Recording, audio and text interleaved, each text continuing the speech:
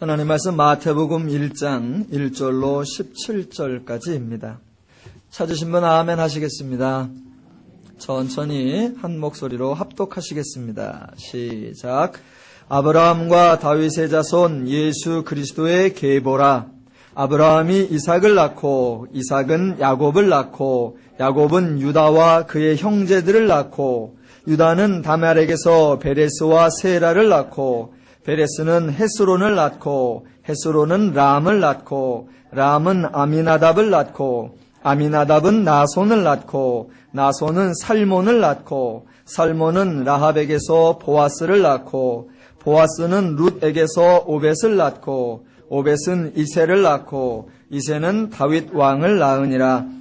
다윗은 우리아의 아내에게서 솔로몬을 낳고 솔로몬은 르호보암을 낳고 르호보암은 아비야를 낳고 아비야는 아사를 낳고 아사는 여호사밧을 낳고 여호사밧은 요람을 낳고 요람은 우시야를 낳고 우시야는 요담을 낳고 요담은 아하스를 낳고 아하스는 히스기야를 낳고 히스기야는 므낫세를 낳고 므낫세는 아몬을 낳고 아몬은 요시야를 낳고 바벨론으로 사로잡혀 갈 때에 요시야는 여고냐와 그의 형제들을 낳으니라. 바벨론으로 사로잡혀 간 후에 여고냐는 스알디엘을 낳고 스알디엘은 수룹바벨을 낳고 수룹바벨은 아비웃을 낳고 아비웃은 엘리야김을 낳고 엘리야김은 아소르를 낳고 아소르는 사독을 낳고 사독은 아킴을 낳고 아킴은 엘리웃을 낳고 엘리웃은 엘르아살을 낳고 엘르아살은 맏단을 낳고 맏단은 야곱을 낳고 야곱은 마리아의 남편 요셉을 낳았으니 마리아에게서 그리스도라 칭하는 예수가 나시니라. 그런즉 모든 대수가 아브라함부터 다윗까지 14대요 다윗부터 바벨론으로 사로잡혀 갈 때까지 14대요 바벨론으로 사로잡혀 간 후부터 그리스도까지 14대더라. 아멘. 얼마 전에 우리나라에 새로운 대통령의 취임식이 있었습니다. 많은 사람들이 초청을 받아 취임식에 참석하였고 또 더 많은 사람들이 거리에 나와서 축하를 했습니다. 취임식이 끝난 후 대통령께서 거리를 지나가시던 중 시민들과 인사와 악수를 나누기 위해서 차에서 내렸습니다. 그래서 연도에 늘어서 있는 많은 사람들과 악수를 했습니다. 그랬더니 그 다음날 신문에 이런 기사가 났습니다. 어제 대통령께서 거리에서 시민들과 악수를 하셨는데 그 악수를 한 사람들의 특징을 살펴보니까 첫째는 미남 미녀였고 둘째는 몸짱이었고 셋째는 자신의 처지를 부끄러워하지 않는 사람이었고 또 꿈이 있는 사람이요 리더십이 있는 사람이요 창의성이 있는 사람들이었습니다. 거리에서 우연히 인사하고 우연히 악수하고 있는 것 같아도 오직 준비된 자만이 악수할 수 있었습니다. 이런 논평이 실제로 난리는 없습니다. 근데 만약 이렇게 났다라고 하면 아마 상당히 우스운 신문 기사라고 생각할 것입니다. 마태복음 1장에 나오는 사람들의 명단은 하나님이 기름 부어 세우신 사람들 중에 일부를 기록한 그리스도의 계보입니다. 본문의 강조점은 등장하는 사람들에게 있는 것이 아니라 그 사람들을 포함하여 인간을 부르시고 인간을 세우시고 인간을 위해 일하시는 하나님이십니다. 저도 마태복음을 설교하기 위해서 여러 사람들의 설교집과 자료들을 살펴보았습니다. 간혹 계보에 등장하는 사람들의 특징을 강조하는 그런 글들도 읽어보았습니다. 제목, 쓰임받는 사람들. 쓰임받는 사람들의 특징이 있다. 첫째, 믿음의 사람들이었다. 둘째, 성실한 사람들이었다. 셋째, 자신의 처지를 부끄러워하지 않는 사람들이었다. 넷째, 꿈이 있는 사람들이었다. 다섯 번째, 리더십이 있는 사람들이었다. 여섯 번째, 창의성이 있는 사람들이었다. 그러니 우리도 그런 성품을 개발하고 하나님 앞에 준비해서 쓰임받고 축복받는 일꾼이 되자. 이런 류의 강조는 성경이 의도하는 바하고는 아무런 상관이 없습니다. 1장 1절에 아브라함과 다윗이 등장합니다. 아브라함이 강조되는 것이 아니고 다윗이 강조되는 것이 아니라고 했습니다. 만약 아브라함이 믿음의 조상으로서 강조가 되고 다윗이 왕으로 강조가 된다면 도대체 솔로몬은 뭘 잘했다고 강조를 해야 하는지, 또 이스라엘 역사에서 가장 극악한 왕으로, 가장 불신앙의 대표로, 가장 우상숭배를 많이 했던 사람으로, 그래서 남왕국 유다의 패망의 원인으로까지 지명되고 있는 그 므낫세는 도대체 뭐라고 칭찬을 해야 되며 그에게서는 무엇을 본받자고 해야 할지, 더 나아가 헤스론이 누군지, 저는 지금도 헤스론이 누군지 잘 모르겠고, 아소르가 무엇을 했는지도 모르겠고, 마따는 어떻게 살았는지도 모르는데 그들의 특징이나 그들의 장점, 그들이 쓰임받은 이유를 무엇이라고 소개할 수 있는지 근거를 찾을 수가 없습니다. 성경은 명단에 등장하는 사람 자체가 아니라 그런 사람을 쓰시는 하나님을 소개하는 것입니다. 그러면 누가 하나님께 쓰임을 받을까요? 정답은 아무나 쓰임받는 것입니다. 아무나 쓰임받는다는 말에 귀가 거슬리는 분들도 계실 겁니다. 아니, 아무나 쓰다니, 하나님이 계획도 없이, 하나님이 분별력도 없이, 하나님이 사려도 없이, 사람을 고르지도 않고 아무나 멋대로 즉흥적으로 하고 싶은 대로 마구잡이로 쓰신다는 게 말이 되냐? 아무나 쓰신다라는 말은 마구잡이로 쓰신다 그런 말이 아닙니다. 아무나 쓰신다라는 말은 도리어 하나님의 능력을 강조하는 것입니다. 아무나 써도 하나님이 잘 인도하시고, 아무나 써도 하나님이 선용하셔서 하나님의 뜻과 의도를 충분히 이루어낼 수 있다라고 하는 하나님의 능력을 강조하는 겁니다. 유용한 사람이, 유능한 사람이 하나님을 도와드리는 것이 아니라 전능한 하나님이 인간을 선용하시는 것입니다. 오늘 본문에는 4명의 여인이 등장합니다. 혹자들은 이 명단을 아브라함의 혈연적 족보라고 생각하기 때문에 여인이 들어가 있는 것을 이상하게 여기고, 특히 이방인이 들어가 있는 것도 신기하게 생각합니다. 그러나 이상할 것도 신기할 것도 없습니다. 왜? 혈통적 족보가 아니기 때문입니다. 4명의 여인은 3절에 나오는 다말, 5절에 나오는 라합과 룻, 6절에 나오는 우리아의 아내입니다. 16절에 나오는 마리아까지 포함하면 5명입니다. 다말이라고 하는 여자는 창세기 38장에 나오는 대로 시아버지 유다와 부적절한 관계를 통하여 자녀를 낳았습니다. 또 라합이라고 하는 여자에 대해서는 정확히 누군지 알지를 못합니다. 물론 구약의 라합이라는 이름이 여호수아서 2장과 6장에 등장을 합니다. 그곳에 보면 라합은 여리고성에 살던 기생으로서 정탐꾼들을 살려주고 후에 여리고성이 무너질 때 살아난 사람으로 등장합니다. 그러나 거기까지만 나오지 그 라합이 누구랑 결혼하였는지, 그래서 누구를 낳았는지의 기록은 없습니다. 그래서 마태복음 1장 5절에 살모는 라합에게서 보아스를 낳고 라는 기록에 나오는 그 라합이 여호수아에 나오는 라합과 동일인인지 아니면 동명이인인지 확인할 수가 없습니다. 룻은 그래도 자료가 룻기를 통해서 분명히 알려져 있듯이 이방 여인입니다. 우리아의 아내, 이 사람은 사무엘상 기록에 나오는데 우리는 우리아의 아내에 대해서 잘 모릅니다. 우리아라고 하는 사람은 헷 사람입니다. 가나안에 살던 7족속 중에 한 족속이었던 헷 사람으로서 다윗의 용병 장수였습니다. 그런데 우리아의 아내라고만 나오니까 이 아내가 헷 사람인지 이스라엘 사람인지 알 수가 없습니다. 우리아가 어느 민족 여인하고 결혼했는지 우리가 알지를 못합니다. 그래서 우리아의 아내 헷사람이니까 아마도 헷족속과 결혼을 했겠지, 그래서 그도 이방인이겠지라고 생각을 하는 겁니다. 여하튼 그 우리아의 아내도 다윗과 부적절한 관계를 통해 임신을 하여 아이를 낳았지만 그 아이는 곧 죽게 되었고 후에 솔로몬을 낳습니다. 계보에 등장하는 몇 안 되는 여인들의 기록이 참으로 운명들이 기구합니다. 당사자들 운명이 기구하다고 해서 일부러 그렇게 살았을 리는 없고 아마도 나름대로 사정이 있어서 그렇게 살았겠지만 썩 자랑할 만하거나 칭찬할 만하거나 우리가 본받을 만한 삶은 아닌 것 같습니다.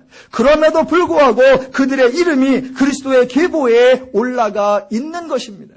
어떻게 그들이 그리스도의 계보에 이름을 올릴 수 있느냐?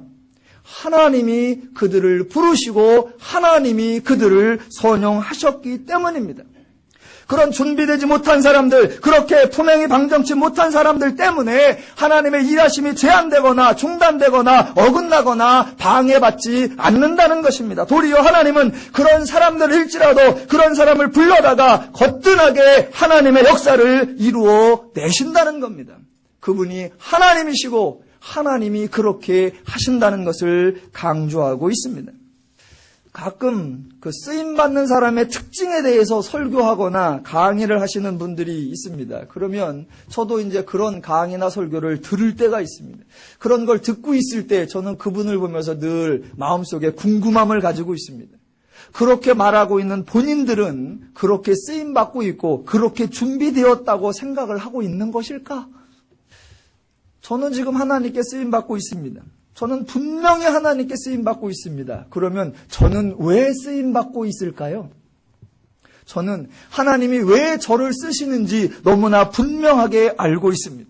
제가 쓰임받고 있는 것은 하나님의 긍휼하심의 증거요, 하나님의 전능하심의 확증인 겁니다. 왜 하나님이 저를 쓰시냐? 그 이유는 아무도 사람 중에는 저를 쓰는 사람이 없기 때문입니다. 하나님마저 저를 쓰시지 않는다면 저는 생계를 유지할 수 없기 때문에 하나님이 저를 불쌍히 여겨서 쓰시는 것입니다. 하나님이 저를 거두어 주시지 않으면 제가 뭘 하겠습니까? 저도 대학교 때는 전공이 있었습니다. 통계학이라고 들어는 보셨나? 저는 대학교 때 통계학을 전공했습니다. 왜 통계학을 했나? 나중에 교회 재정집사 하려고. 통계를 전공을 좀 살려서 해보려고 하니까 대학교 때 평점이 너무 안 좋아서 어떻게 써먹을 방법이 없습니다. 그렇다고 제가 테니스 코치를 해서 먹고 살자니 너무 기본기가 없어서 안 되겠고, 심지어는 제가 오토바이 레이서가 돼볼까 했는데 제가 교통신호를 안 지켜서 안 되겠고, 하나님이 왜 저를 쓰시느냐? 아무도 나를 쓰지 않기 때문에 하나님은 저를 불쌍히 긍휼히 여겨 써주시는 겁니다. 그리스도의 계보는 어떠한 사람이라도 하나님이 불러서 가장 적절하게 선용하신다라고 하는 하나님의 일하심을 강조하는 것입니다. 명단에 등장하는 여러 사람 중에 특별히 1장에 아브라함과 다윗이 소개된다고 했습니다. 그들이 소개되는 이유는 그 두 사람의 중요성 때문이 아니라 그 사람과 행한 하나님의 약속 때문입니다. 하나님이 아브라함과는 하나님을 아는 백성을 세우실 것을 약속하였고, 다윗과는 그 백성을 유지하고 보존하시며 하나님 앞에 영원토록 있게 하시겠다고 약속하셨습니다. 시작도 하나님이 하시겠다고, 진행도 하나님이 하시겠다고, 완성도 하나님이 하시겠다는 선언인 것입니다. 그러면 저와 여러분은 아브라함은 몰라도 다윗은 몰라도 됩니다. 그러나 아브라함과 행한, 다윗과 행한 그 하나님의 약속에 대해서는 알아야 합니다. 물론 둘 다를 알면 더 좋습니다. 그런데 대부분의 경우 성도님들은 아브라함은 알고 다윗은 압니다. 그런데 아브라함과 무슨 약속을 했는지, 다윗과 어떠한 언약을 맺었는지 그 내용에 대해서는 모르는 경우가 많습니다. 사실은 그 반대가 되어야 됩니다. 아브라함이 아니어도 좋습니다. 하나님이 누군가 약속을 했다. 무슨 약속을 했는지, 다윗과 약속을 했다. 다윗이 아니라 다른 사람이라고도 괜찮습니다. 그 사람과 하나님이 어떤 내용을 약속을 하셨는지 그 내용을 알아야 합니다. 왜? 그 내용이 바로 기독교의 본질이요, 그 내용이 기독교의 핵심이요, 그 내용이 복음의 실체이기 때문입니다. 근데 우리는 아브라함도 알고 다윗도 아는데 뭔 약속을 했는지 몰라. 알맹이가 없고 실체가 없고 본질이 없는 것입니다. 하나님이 아브라함과 하신 약속, 다윗과 하신 약속, 그 약속 속에 하나님의 뜻과 하나님의 일하심과 하나님의 목적과 하나님의 행하시는 모든 것의 내용이 선언되어 있는 것입니다. 하나님이 아브라함이라는 사람과 하신 약속이 뭐냐 하면 복의 근원이 되게 하겠다, 민족을 이루어 주시겠다, 가나안 땅을 주시겠다라고 하는 거였습니다. 외형적으로는 세 가지이지만 내용적으로는 한 가지입니다. 즉 인간에게 하나님을 알게 하시겠다라는 것입니다. 인간에게 하나님을 알게 하시는 것 외에는 인간에게 하나님을 알게 하시겠다라는 그 말씀 속에는 인간에 대한 하나님의 삶의 인식, 인간에 대한 하나님의 관점이 정확하게 드러나 있습니다. 하나님은 인간의 문제를 하나님을 모르는 것, 다르게 표현해서 죄라고 선언하십니다. 인간의 문제는 죄요. 그것을 해결하는 방식은 하나님을 아는 것이다. 이것이 하나님의 지적이요, 하나님의 가르침입니다. 그런데 아무도 인간 중에는 그렇게 생각하는 사람이 없습니다. 인간 중에 단 한 사람도 자신이 살아가는데 가장 절실한 게 뭐냐? 하나님을 아는 거다라고 고민하는 사람이 없습니다. 지금도 만약 하나님께 소원을 빌을 때 하나님께서 네 소원을 한 가지 들어줄게, 한 가지를 물어봐라 라는 보장 있는 약속을 제공받을 때 하나님께 비는 내용 중에 하나님을 알게 해주세요 라고 빌 사람은 한 사람도 없습니다. 인간이 하나님께 해달라는 것과 하나님이 인간에게 해주신다는 것이 서로 다릅니다. 왜 다를까요? 그 중에 누가 옳을까요? 대부분의 사람들이 하나님께 부탁을 하고 만약 하나님께서 들어주신다면 한 가지 소원을 빌어야지 행여 그런 마음이 있을 것입니다. 그때 사람들은 아주 겸손하고 온유하게 빕니다. 하나님, 제가요 많은 걸 해달라는 게 아닙니다. 저만 많이 해주시면 그거 되겠습니까? 저는 많은 거 말고요 한 가지만.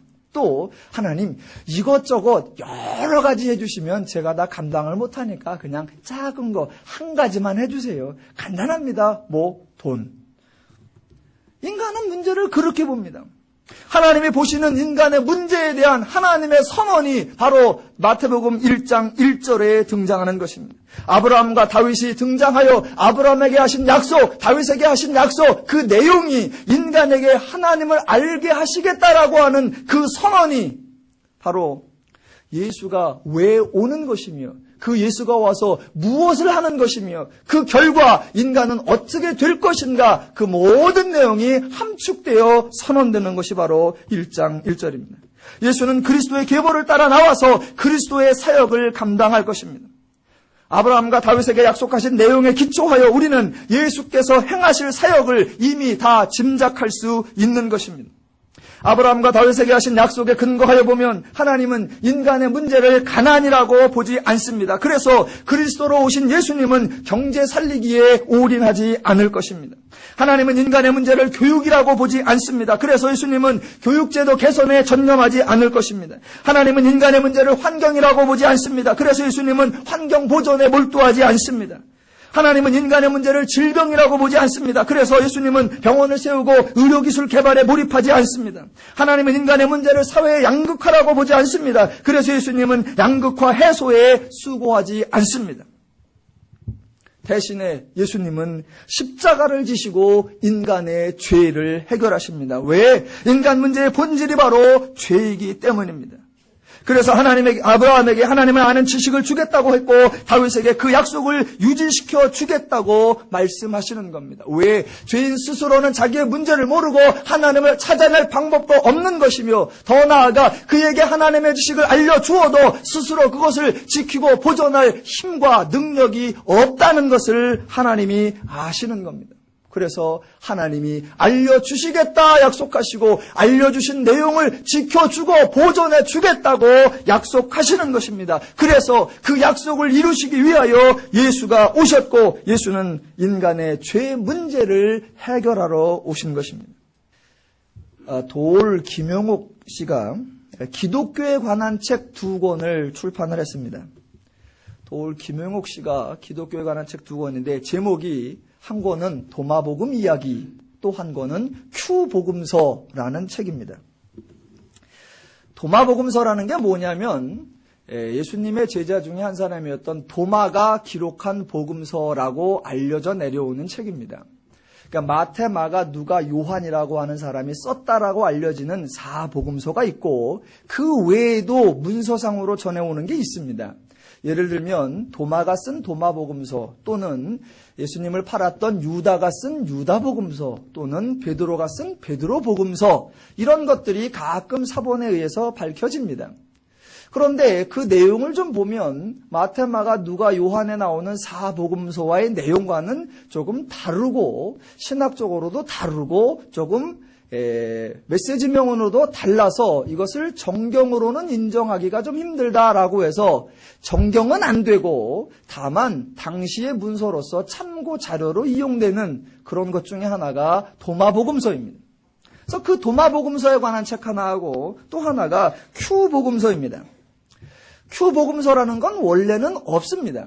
확인되지 않습니다. 다만 사람들이 마태, 마가, 누가, 요한 이것을 연구해 보니까 마태, 마가, 누가 중에는 공통된 내용이 많더란 말입니다. 그 공통된 내용을 보니까 이 마태, 마가, 누가가 원래 어떤 하나의 책이나 자료에 근거해서 그 책을 나름대로 확대하고 그 책을 나름대로 편집해서 이런 책을 썼겠다. 그러니 마태, 마가, 누가가 참고했던 원래 자료가 있었을 것이다. 그 자료라고 하는 말을 독일어로 제가 발음이 맞는지는 모르겠습니다. QUELLE 그 자료를 독일어로 크벨레라고 해서 그 첫자인 Q자를 따서 Q자료 더 나아가 그걸 이제 Q복음서 더 나아가 그 자료에는 대부분 예수님의 행적보다는 예수님의 말씀만이 기록된 것으로 예상되어서 예수님의 어록집이라고 생각되는 그런 자료입니다. 그래서 김영옥 씨가 그 두 권의 책 도마복음서 이야기와 큐복음서라는 책을 기독교 앞에 출판을 했습니다.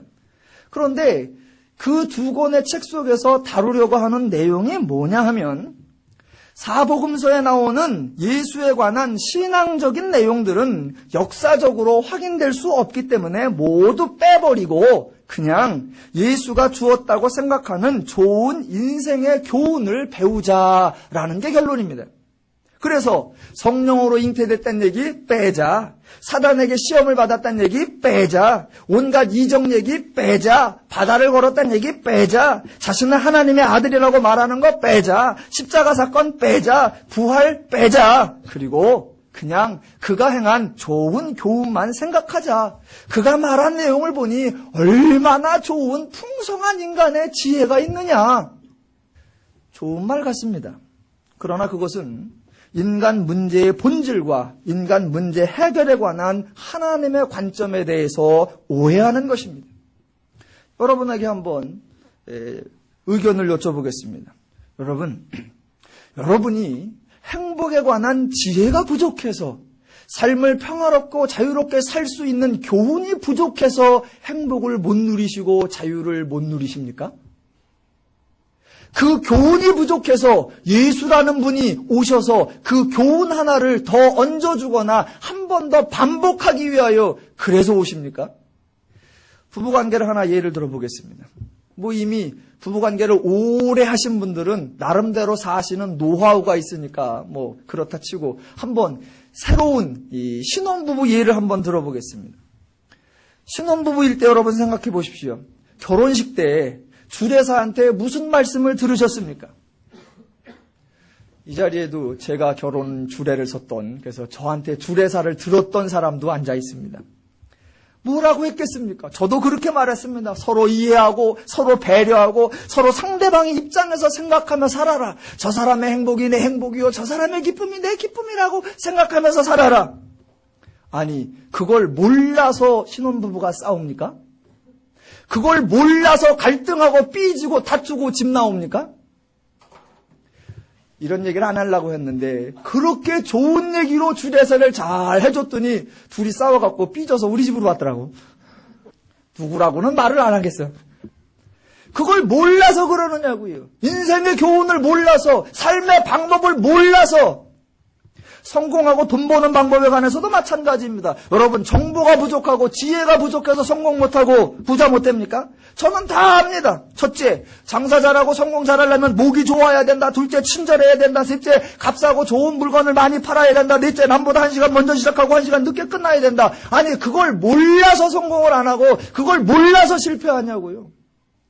자녀 교육 저 다 합니다. 자녀를 1등으로 키우는 방법. 첫 번째, 시험을 잘 봐야 된다. 두 번째, 시험 볼 때마다 정답을 써야 한다. 세 번째, 틀린 답은 피해야 한다. 그걸 몰라서요. 예수님은 인간에게 교훈이나 정보를 주시기 위해서 오신 것이 아니란 말입니다. 만약 교훈을 주시려고 한다면 사람을 부르고 그 사람에게 기름을 붓고 그 사람을 통하여 계보를 만들고 그럴 이유가 하나도 없습니다. 1장 1절에 아브라함과 다윗에게 주신 약속을 통해 인간 문제의 본질이 강조되어 있고 2절로부터 16절까지의 계보를 통해 하나님의 일하심, 하나님의 인격성, 하나님의 계획하심, 하나님의 실천하심이 강조되어 있는 것입니다. 하나님이요, 하나님이라고 해서 하나님은 전능하고 하나님은 가장 세고 하나님은 다 알고 그래서 하나님 마음대로 하나님 멋대로 하나님 하고 싶은 대로 그렇게 하시는 분이 절대로 아니십니다. 하나님은 뜻이 있으신 분이요, 계획이 있으신 분이요, 질서가 있으신 분이요, 일관성이 있으신 분이요, 의지가 있으신 분입니다. 그 하나님의 인격성, 뜻과 계획과 목적과 일관성 이걸 강조해 주어야 합니다. 왜냐하면 전도하다 보면 가끔 그런 사람이 있습니다. 하나님 믿으십시오. 나 하나님 안 믿어. 왜? 왜 안 믿어? 그럼 하나님, 아이고 하나님은 하나님이라 하나님 지 맘대로요. 도대체 하나님 비율을 맞춰줄 수가 없고 하나님 뜻대로 살 수가 없어. 요런다 그래서 그렇게 하려면 저렇게 해버리고 저렇다 해서 이렇게 하면 저렇게 해버리고 도대체 하나님 비유 맞추기가 너무 힘들어. 하나님은 손 지 맘대로요. 그런데요, 그 사람들이 하나님이 자기 멋대로 행한다라는 생각을 왜 가졌냐면 바로 우리가 그렇게 얘기를 잘못해줬기 때문에 그렇습니다. 세상 사람들이 가지고 있는 오해는 거의 다 우리의 왜곡이요, 우리의 실수였습니다. 우리가 바르게, 우리가 정확하게, 우리가 분명하게, 우리가 잘 말해 주어야 합니다. 그 모든 왜곡, 그 모든 오해들을 바로 잡아야 합니다. 설명을 잘해야 돼요. 어떤 사람이 질문합니다. 야, 교회는 되게 이상하다. 예수 안 믿는 선한 사람과 예수 믿는 나쁜 놈이 있는데 하나님은 왜 예수 믿는 나쁜 놈을 구원하시냐? 그러면 잘 설명을 해야 됩니다. 근데 우리는 설명이 안 되니까 간단하게 잘라버립니다. 하나님 맘이요. 이게 규정도 없고 이게 질서도 없고 이게 야, 하나님이 이스라엘을 사랑해서 가나안을 진멸시키면 되냐? 그럼 또 설명을 잘 해줘야 됩니다. 그랬더니 네가 뭘 한다고 하나님의 뜻을 따져? 하나님이 하시면 그냥 그게 맞아. 우리가 어떻게 그 하나님의 기쁜 뜻을 다 아냐? 그래서 또 그럽니다. 아, 우리가 하나님의 뜻을 다 모르는 건가? 그랬더니 또 바로 그 다음에 질문하는 게 우리는 하나님의 뜻대로 살아야 됩니다. 뜻을 모른다며? 그 뜻을 모르는데 어떻게 또 하나님의 뜻대로 살아? 우리가 하는 말이 다 말도 안 되니까 우리 말을 갖고 저 사람들이 하는 말에 우리가 다 부메랑을 맞고 있어요. 하나님은 이랬다 저랬다 하시는 분이 아니십니다. 하나님은 뜻이 있고 계획이 있고 목적이 있고 의지가 있고 일관성이 있으신 분이에요. 반대로 이랬다 저랬다 하는 게 누구냐? 그게 바로 죄인이요, 저와 여러분입니다. 나는 안 그랬는데 그러지 마시고 여러분 기도하신 것만 생각을 해보세요. 여러분 기도 내용이 대부분 뭐였습니까? 하나님 그 뜻 좀 바꿔주세요. 하나님 이렇게 하실랬던 거 저렇게 해주시고 저렇게 하실랬던 거 이렇게 해주시고 하나님 바꾸려고 새벽부터 밤까지 밤을 새고 굶어가면서 몸부림치셨던 거 아닙니까?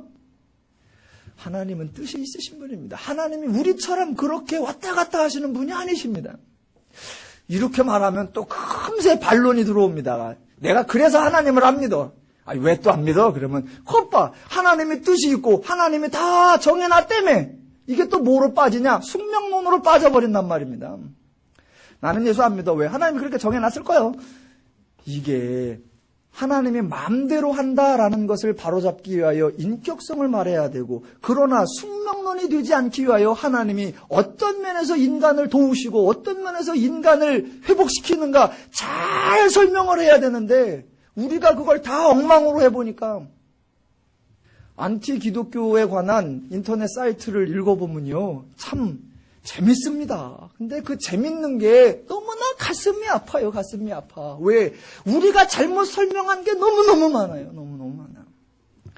마태복음을 통하여 하나님은 인간의 문제가 무엇이며 그 문제를 위하여 일해 오시는 하나님의 일하심을 소개하고 있는 겁니다.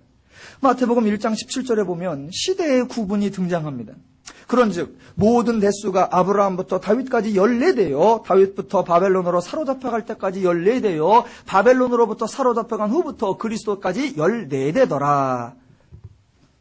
자, 본문은 아브라함부터 예수 그리스도까지를 세 개의 시기로 구분하고 있습니다. 그리고 각 시기가 14대다라고 소개합니다.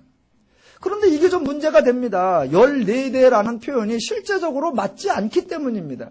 본문에 등장하는 명단만 해도 14명이 등장하고 15명이 등장하고 13명이 등장하여 숫자적으로 일치하지 않고 있으며 더 심각하게는 아브라함부터 예수까지가 실제로 통합해서 42대밖에 안 되느냐? 아니요. 훨씬 더 많다는 겁니다. 그런데 14대다라고 소개해놨다라는 겁니다. 사람들은 이걸 또 혈통이라고 생각하니까 14세다 어떻게든 맞춰보려고 애를 썼습니다. 근데 그런 식으로 이건 혈통이 아니고 계보이기 때문에 좀 다른 문제입니다. 14가 왜 14다라고 했을까? 먼저 솔직히 고백을 하면 저도 아직 못 찾았습니다. 이번 주 이것을 설교해야 되기 때문에 아주 고민을 해서 여기저기 찾아봤는데 설명이 잘 안 됩니다. 그 중에 제가 가장 그럴듯하다라고 하는 것을 하나 그냥 제안해 드리고 확인되면 그때는 제가 당당하게 선포해 보겠습니다. 아마도 14, 14대, 이 14라고 하는 것이 아마도 상징적으로 쓰였던 관용 어구였던 것 같습니다. 예전이나 지금이나 숫자를 상징적으로 사용하는 경우는 많이 있습니다. 하나 예를 들어보면 여러분이 영화에 대해 관심이 없을지라도 영화 제목이 13일의 금요일이라고 하면 벌써 그 영화 장르가 생각이 나십니다. 13일의 금요일, 에로 영화다 이렇게 생각하실 분 하나도 없습니다. 13일의 금요일 나오면 이거는 에로도 아니고 액션도 아니고 아마 나이트메어 영화, 서스펜스 영화겠다라고 생각을 하실 겁니다. 왜? 우리들 가운데 13일의 금요일이 그렇게 인식되고 있기 때문입니다. 또 병원에 가셔서는 엘리베이터 안에서 아무리 4층을 누르려고 해도 없다라는 걸 아실 겁니다. 왜 이 병원에는 4층이 없을까? 4자가 분명히 넉사자임에도 불구하고 죽을 사자 때문에 병원에서는 안 쓰고 있는 그런 숫자이기 때문입니다.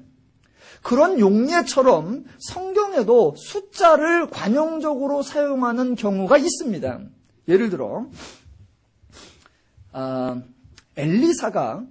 엘리야가 회오리 바람을 타고 승천하기 전에 그 엘리야에게 부탁을 하는 장면 중에서 당신은 나에게 영감의 갑절이나 주옵소서라고 하는 구절이 나옵니다.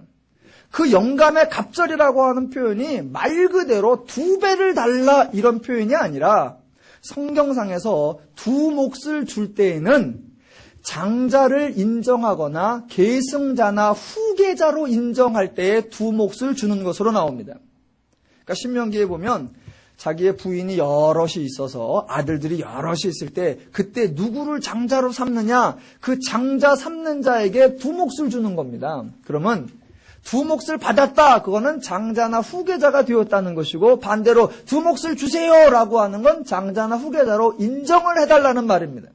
그런 용례가 그래서 엘리사가 엘리야에게 나로 하여금 영감을 따블로 나는 당신보다 훨씬 더 빵빵한 인물이 되게 이런 의미가 아니라 당신의 후계자로 당신의 계승자로 당신의 사역을 이어갈 자로 인정해 주십시오. 세워주십시오. 라는 측면의 갑절 2배라는 표현이 나옵니다. 그게 숫자에 관한 일종의 관용어구입니다. 그런 의미로 살펴볼 때 14라고 하는 것이 아마도 어떤 시대의 전환이나 새로운 시작, 새로운 출발을 의미하는 관용적 표현이 아니었을까 저는 생각을 합니다. 왜 그러냐면 이스라엘이 애굽에서 나옵니다. 유월절을 합니다. 유월절이 하나님께서 만약 시작을 하려면 첫날 나가자 그러면 됩니다. 근데 유월절이 며칠이다? 정월 14일입니다. 그러니까 14일이에요. 그리고 시내산에서 1년간을 머문 다음에 광야로서의 출발을 하는데 그날도 14일 날이고 광야 생활을 끝나고 가나안에 정착하여 만나 대신에 첫 번째 소산을 먹는데 그것도 14일이고 예수님께서 이 땅에 오셔서 십자가를 지시는데 그것도 6월절 날 14일에 맞추어서이고 또 갈라디아서 2장에 보면 바울이 이런 얘기를 합니다.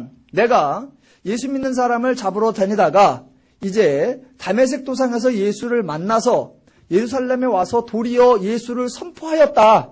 근데 사람들이 나의 행적을 이중간첩으로 의심하니까 내가 차라리 다메섹 내 고향으로 머물러 떠나 있다가 나중에 바나바가 나를 새로 데리고 오려고 와서 내가 다시 등장한다. 근데 그걸 뭐라고 표현하냐면 14년 후에 라고 표현하고, 고린도후서 12장에 가보면 또 이렇게 나옵니다. 내가 예전에 라고 일을 회상할 때, 내가 예전에 세 번째 하늘을 올라갔다라고 말할 때 그 예전에라는 걸 뭐라고 하냐면 내가 14년 전에 이라고 합니다. 그래서 아마도 14라고 하는 숫자가 새로운 전환, 새로운 출발을 의미하는 관용적 어구가 아니었을까. 그래서 아브라함부터 다윗까지가 한 세대로서 새로운 출발하는 연례되어, 다윗부터 바벨론 포로까지 잡혀갈 때가 새로운 출발을 하는 한 세대 연례되어, 다윗부터 포로부터 그리스도까지가 새로운 출발하는 연례되어라고 하는 게 새로운 시대 전환의 관용적 어구라고 제가 일단은 추측을 하고 있습니다.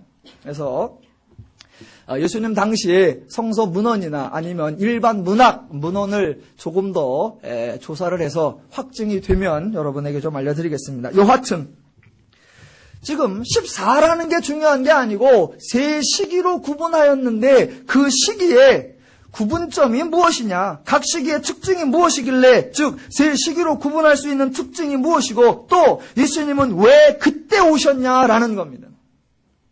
인간들도 무슨 일을 계획하면 D-Day를 잡습니다. 그래서 D-Day, 그 중요한 결정적인 날을 정해놓고 그 날에 맞추어 모든 것을 진행합니다. 그렇다면 예수님이 오신 것도 분명히 하나님의 일하심의 때에 맞추어 오신 겁니다. 물론 예수님이 당연히 십자가를 지시는 것도 정확한 그때에 십자가를 지십니다. 그러면 왜 그때 오셨을까요? 그때는 과연 어느 시점일까요? 성경은 그 표현을 때가 참에라고 표현합니다. 때가 찼다라는 게 도대체 어떤 의미일까? 마태가 구분한 시기에 관하여 먼저는 오해를 제거하도록 하겠습니다. 혹자들은 아브라함과 다윗 시대까지를 이스라엘의 전성기라고 말하고, 다윗부터 바벨론으로 사로잡혀갈 때까지를 이스라엘의 절망기라고 말하고, 바벨론부터 그리스도까지를 이스라엘의 전망시기라고 말합니다. 그런데 이 구분을 단지 이스라엘 국가의 흥망성쇠를 기준으로 해서는 안 됩니다. 왜냐하면 하나님은 모든 인류를 대상으로 역사를 전개하시지 단지 이스라엘만을 위해서 일하시는 분이 아니기 때문입니다. 또 하나님도 그 기준을 나라의 흥망성쇠에 맞추어서는 안 됩니다. 그랬다라고 하면 예수님이 오셔서 이스라엘이 독립된 것도 아니고 이스라엘이 강대국이 된 것도 아니고 아무 문제도 해결되거나 달라진 것이 없기 때문입니다. 마태가 소개하는 이 시대의 구분은 하나님이 인간의 삶의 문제를 무엇이라고 판단하고 그 문제에 어떻게 개입하시는가, 어떻게 그 인간의 문제를 다루어 가시는가에 따라서 분류되는 것입니다. 첫 번째 시기 아브라함부터 다윗까지입니다. 이 시기의 특징은 하나님이 인간의 문제에 개입하시고 해결하시는 약속입니다. 인간은 자신이 죄인이 되면서도 자신이 죄인인 줄을 모릅니다. 그래서 하나님이 나타나시고 하나님이 도우시고 하나님이 가르치시는 겁니다. 인간의 문제는 죄라고 가르치시고 죄를 이길 수 있도록 하나님을 알게 하시는 과정입니다. 하나님을 알리고 하나님이 도우시고 어떻게든 인간의 자유와 평화와 행복을 회복하시려고 하나님이 도우시는 시기, 그래서 계시가 등장하고 하나님의 율법이 등장하고 하나님의 구원하심이 등장하는 가르치시는 시기가 아브라함부터 다윗까지입니다. 두 번째 시기 다윗부터 바벨론으로 잡혀갈 때까지입니다. 이 시기는 이스라엘의 왕정제도가 정착된 시기입니다. 여러분이 왕정이 의미하는 바를 조금 이해를 하셔야 됩니다. 하나님은 왕정제도 자체를 선호하거나 자체를 싫어하시지 않습니다. 인간의 제도는 단지 제도일 뿐입니다. 문제는 그 제도를 하나님의 원리로 운영하느냐, 죄의 원리로 운영하느냐입니다. 먼저 사람들이 왕정을 세우자고 하나님께 요청했습니다. 그래서 자신들이 기대하는 방식으로 자신들이 원하는 원리로 왕으로 선정된 사람이 사울이었습니다. 그런데 그 사울이 실패합니다. 왕정이라고 하는 제도가 실패가 아니라 사울이라는 사람을 왕으로 세우려고 하는 그런 인간의 원리, 그런 인간의 방식이 실패하는 겁니다. 그래서 하나님은 다윗을 왕으로 세우십니다. 왕정을 하나님이 거부하신다면 다윗도 세우시면 안 됩니다. 그런데 왕정이 아니라 너희들의 원리가 아니라 하나님의 원리로, 그래서 하나님이 세우시고 하나님이 운영하시면 다윗도 더 나아가 어떠한 왕정이라도 문제될 게 없다. 제도가 문제가 아니라 죄의 방식이냐 하나님의 방식이냐 그 원리의 문제였습니다. 그래서 하나님은 다윗을 통해 왕정제도 세워주셨습니다. 그러면 사람들은 왕을 볼 것이 아니라 왕을 세우시고 왕정제도를 운영해 주시는 그 하나님에게 집중해야 합니다.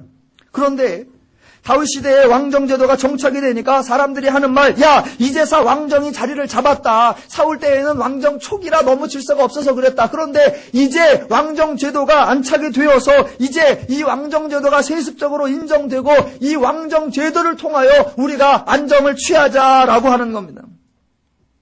그래서 이 두 번째 시기에 왕정제도라고 하는 것은 인간의 방식을 대표하는 의미입니다. 즉, 제1시기에 하나님이 가르치신 내용을 모두 거부하는 겁니다.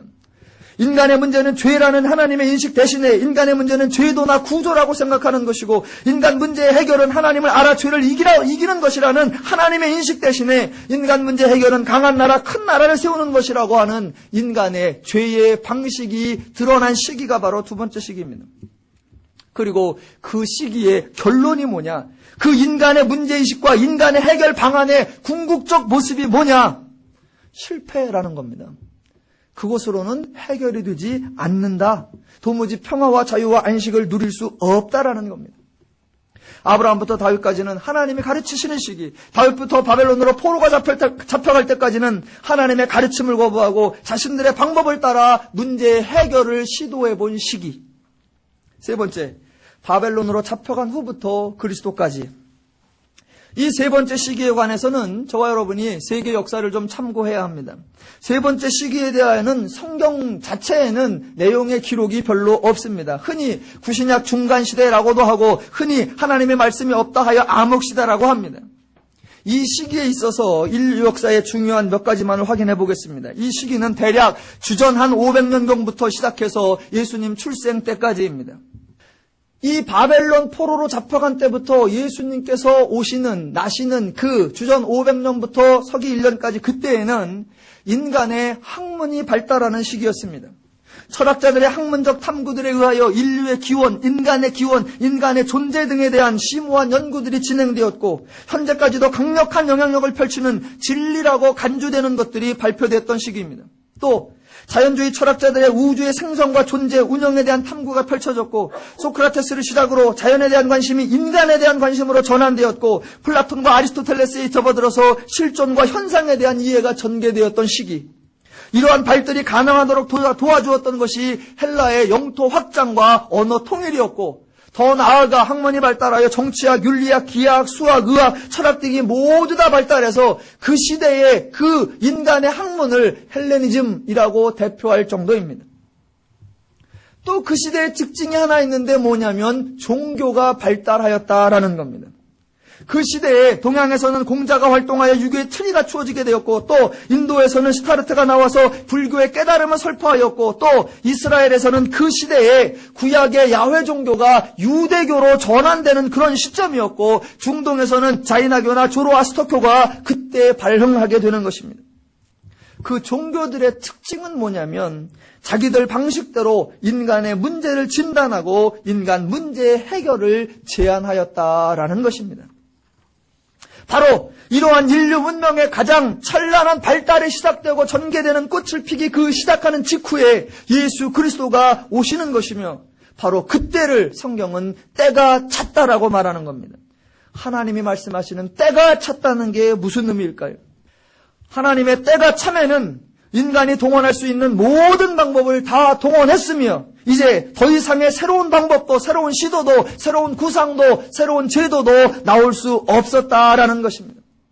하나님의 가르침을 거부하고 이스라엘과 인간은 자신들의 수단을 총동원해 본 것입니다. 왕권이라고 하는 제도를, 우상 숭배라고 하는 종교 행위를, 정치라고 하는 사회 활동을, 무역과 상업이라고 하는 경제 번영을 다 해보았습니다. 하나님은 인간들이 하나님의 뜻을 거부한 채 자기들이 생각하는 문제인식과 자기들이 찾아내려고 하는 모든 방식을 다 해보도록 허락하시는 겁니다. 할 수 있으면 해보라는 겁니다. 너희가 할 수 있다면 하나님이 막으실 이유 없고, 할 수 있다면 방해할 이유 없고, 할 수 있다면 간섭하지도 않겠다. 할 수 있으면 해보라는 겁니다. 그래서 그리스 지역에서 철학이 발달하게 두십니다. 해봐라! 그것으로 될 수 있나? 할 수 있으면 해봐라! 각양의 지역에서 문명이 발달하게 두십니다. 해봐라! 알렉산더 등을 통해서 더 많은 사람들이 연합하고 강국을 형성하게 합니다. 해봐라! 학문과 문화와 예술이 발달하여 인류의 내용적으로 풍성한 것처럼 느껴집니다. 해봐라! 다 해봐라! 그렇게 해서 자유와 평화와 안식과 기쁨이 누려질 수 있는가? 하나님이 간섭해서, 하나님이 막아서 이렇게 했으면 될 수 있었고 저렇게 하면 될 수 있었는데 라고 생각할 만한 거 다 해봐라! 다 해보게 두시는 겁니다. 그리고 이제 더 이상 대안이 있는가? 이제 더 이상 새로운 것이 있는가? 인간은 모든 면에서 실패했고 지금도 혹시 행여나 어딘가에 아직 우리가 알지 못하는 새로운 더 나은 것이 있지는 않을까 찾고 있습니다. 그러나 이미 그 모든 것은 바닥에 드러나 있습니다. 바로 그때에 하나님이 이제 드디어 하나님이 이 일을 진행하시지 않으면 아무것도 이룰 수 없는 시점, 바로 그때 인간으로서는 할 수 없고 이제 하나님이 개입하시고 하나님이 도우셔야만 하는 그때, 바로 그게 때가 참회입니다. 하나님이 하셔야 하고 하나님 외에는 대안이 없고, 그래서 그 길이 유일한 길일 수밖에 없는 바로 그때 그 대안으로 예수께서 오시는 것이고 하나님께서 일하시는 것입니다. 구약에서 하나님이 형성하고 유지했던 하나님과 인간의 관계에서 하나님은 변하신 적이 없습니다. 언제나 인간의 오해와 변질이 있었을 뿐입니다. 이제 그 모든 것을 바로잡으며 원래의 모습을 회복하고 더욱 친밀한 온전한 관계로 세우시기 위한 역사는 사람 중에서 지도자를 뽑거나 사람 중에서 새로운 제도를 택하는 것이 아니라 하나님이 직접 강림하셔서 죄의 문제를 해결하시는 것뿐입니다. 그래서 바로 그 핑계치 못할 그때에, 더 이상 그 어떠한 대안도 없을 그때에 바로 그 하나님이 이 땅에 오셔서 우리의 문제를 해결하시는 겁니다. 그래서 이제 18절부터 하나님이 오신다. 성령으로 잉태하여 그 하나님이 오셔서 인간의 구원을 위하여, 인간의 자유와 평화와 행복을 위하여 하나님이 일하신다라는 게 소개되는 겁니다. 예수가 오신 이유, 교훈을 주기 위해서가 아닙니다. 인간이 할 수 있는 일을 하기 위해서 오신 것이 아닙니다. 잠시 도와주기 위해서가 아닙니다. 예수께서는 오셨고 우리의 문제를 해결하셨습니다. 이제 마태복음을 통하여 그 오신 예수가 어떤 일을 행하시는가를 확인하고 그 일하심의 결과로 저와 여러분이 어떤 존재가 되었는가를 확인하여 앞으로의 삶 속에 하나님의 성도됨의 은혜와 복들을 풍성히 누리시기를 주님의 이름으로 축원합니다. 기도하겠습니다.